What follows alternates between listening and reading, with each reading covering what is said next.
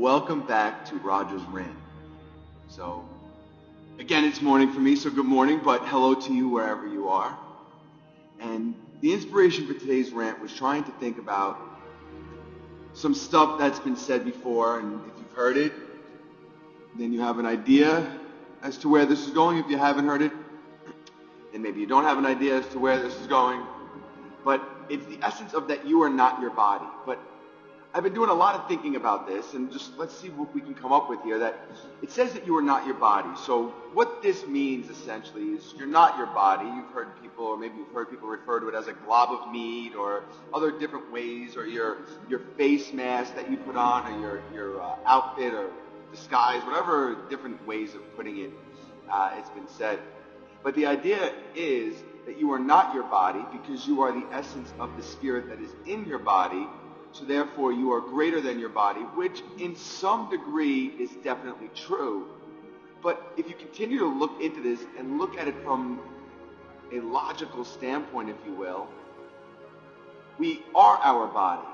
Because even though we do have that spirit inside of us, which is greater than us, and is the essence of why our hearts beat and why we breathe when we are not thinking about it, why all of our cells do what they're supposed to do, that's all happening because of a greater power directing them, right? You don't think about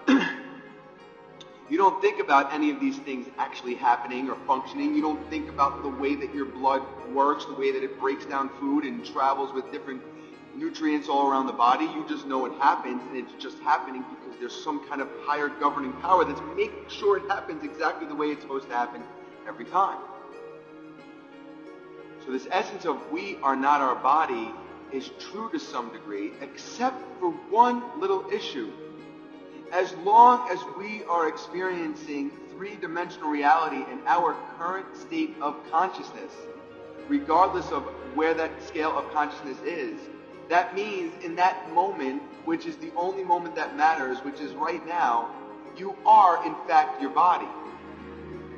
Now this leads to greater questions, but then if we are our body, and we are the higher power, doesn't this create a duality? Essentially, yes and no.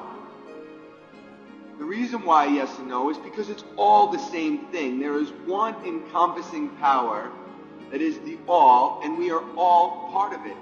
And you can call it what you will. All, God, universe, spirit, divine, whatever it is that you want to call it, that is your prerogative, and you can call it.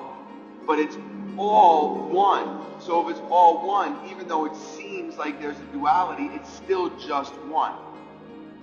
But you're experiencing consciousness in a social realm through this one body that is yours for it to take care of. So see, it is your body. Think about that. Right? When you say to me, oh yeah, I have a body. I have legs. I have arms. It's not I am arm, I am legs, I am body. So even when you speak, you know that you have one, but know that you're not one. So if we lose sight of that, that's when we start to live by the body.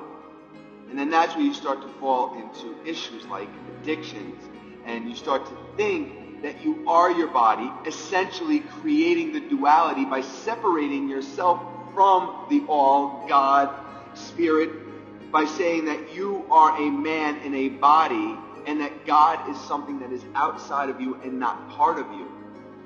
So therefore, if that's the case, and it's outside of you and it's not part of you, you're creating two. And now we're creating two gods, which once you open up the door for two gods, you allow for an infinite amount of gods to come through that door that both have control over good and bad, which is walking away from the essential, which is the one divine spirit that is the all. It's everything. So back to our body. So even though you are not your body, which you know when you speak, because if somebody said, oh, how's your body feeling? You would say, oh, my body is doing well. My body, right? So taking ownership of something, not saying that it's you. So you'll know that you have a body. But now if you live by the body, like we were touching on, you start to give into all these corporeal decisions, and you start corporeal, I don't know, somebody could voice memo me, I'd appreciate it.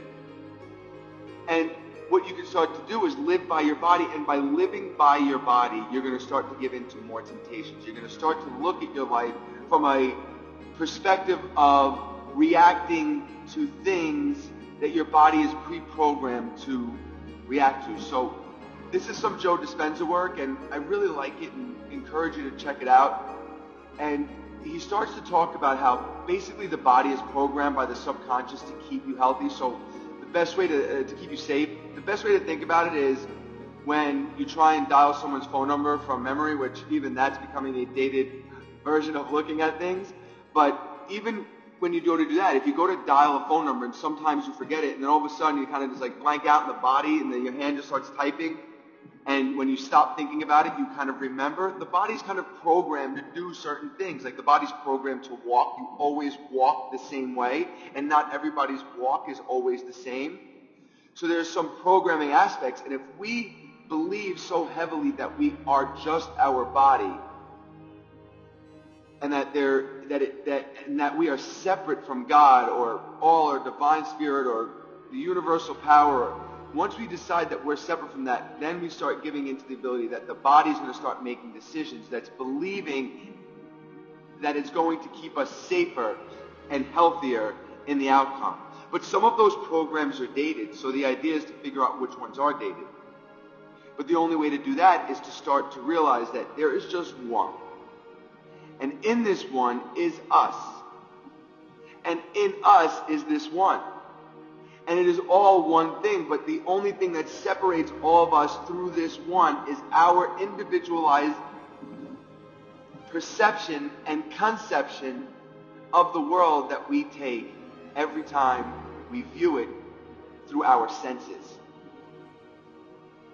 Because our senses inform us of our environment, and everybody's senses perceive environments differently, which again is based off of past programming, past experience, and then now seeing what the body has taken on to believe it's keeping you safer and what's not. So all in all, you are not your body, but you are your body. And by realizing that you can take control over your actions and your thoughts can only happen when you see that there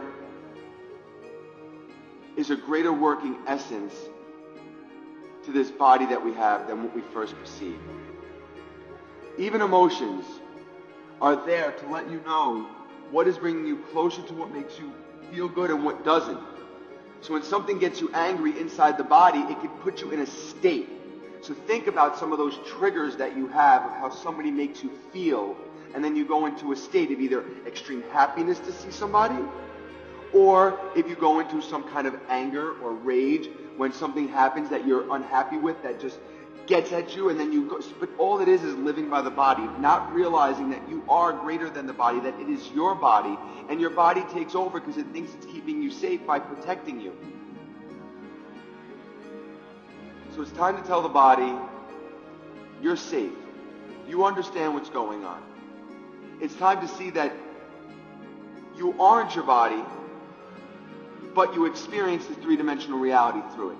It is your vehicle to get you through this life. So all in all, what does this mean? There's just one. It's in all of us, and we're all in it. And our job is to realize that we are always striving for the greatest expression of ourselves through our current experiences and through our thoughts. And if we continue to do this, we can continue to live great lives for ourselves as well as others.